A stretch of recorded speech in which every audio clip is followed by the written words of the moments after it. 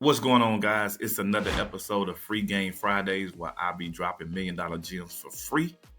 So let's get right into it. So I've been getting a lot of questions centered around business funding. So today I'm going to go over about 3 things that most people get wrong when trying to obtain business funding. Of course, there's others, but we're going to start off with just 3. So let's go. Number 1 is the company name. It is customary and it makes logical sense to name your company after whatever it is that you do. So let's say that your last name is Johnson and you're getting a CDL and you want to run trucks. So the name of your company most likely would be Johnson's Transportation or Johnson Trucking.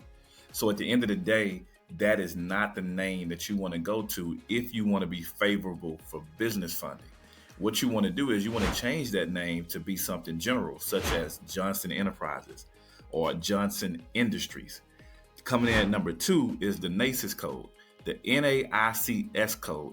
That is a code, that is a designation that you give your business whenever you start your business.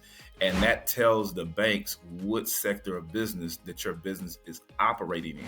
So again, Johnson's Trucking, your Nasus code would be something around transportation, right? The reason why we don't want to do that, we want to go general, because there's different banks that like to lend to different industries. And so whenever your industry is not popular to lend to, then you won't get funding. So for intensive purposes, keep your name general as well as your Nasus code general. And then the third mistake that I see a lot of people make is the address. A lot of people have their corporation addressed to their home, and that doesn't work. A bank is going to definitely Google your address. And once it Googles your address and it sees that you are operating out of your home, then you either get denied for funding or you get a really low amount. So coming in at number 4 is the domain name.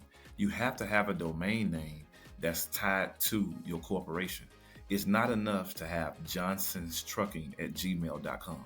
You actually have to have a professional email address, and it has to be pointed to a domain that your corporation owns. These lenders are checking all of this information, and if everything doesn't line up, then you won't get business funding. And so that brings me to point number 5. You have to have a functioning website, okay?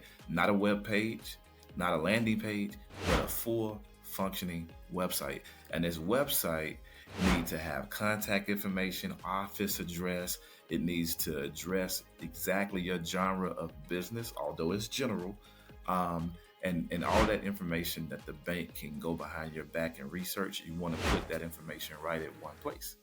And coming in at number 6, last but not least, you have to have phone service. You have to have a professional phone service. It's not enough to have a second phone line on your phone or to even have a second phone, period, and that be your business phone. Those days are over. Now you actually have to have a 1-800 number or some local number with one live person answering the phone. All right. We'll set you up with all that type of stuff. There's more, but I just wanted to go over the top 6 here. If you want us to take all of the guesswork out of business funding and guarantee that you get your funds, then go to investyourrefund.com. Again, investyourrefund.com. I'm going to put it down here in the description.